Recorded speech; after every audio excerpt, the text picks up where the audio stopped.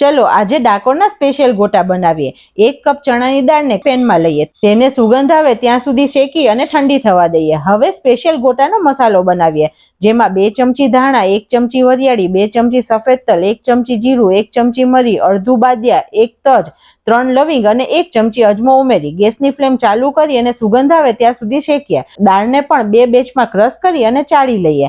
મસાલાને પણ ક્રશ કરીએ। મસાલાને દાળમાં ઉમેરી તેમાં 1 ચમચી લાલ મરચું, 1/4 ચમચી હળદર, 1/4 ચમચી હિંગ, 1 ચમચી મીઠું, 3 ચમચી દળેલી ખાંડ અને 2 પિંચ ગરમ મસાલો ઉમેરી સરખું મિક્સ કરીએ। હવે 1 ચમચી આદુ મરચાની પેસ્ટ ઉમેરીને અડધી ચમચી કસૂરી મેથી, અડધો કપ દૂધ અને 1/4 કપ પાણી ઉમેરી અને બેટર બનાવીએ। બેટરને 10 મિનિટ માટે રેસ્ટ આપીએ। પછી 2-3 ચમચી પાણી ઉમેરી બેટરની કન્સિસ્ટન્સી સેટ કરી અને 2 પિંચ બેકિંગ સોડા અને 2 ચમચી લીંબુનો રસ ઉમેરી હવે 3 ચમચી ગરમ તેલ બેટરમાં ઉમેરી અને ગોટા બનાવીએ। તમે પણ ઘરે બનાવજો।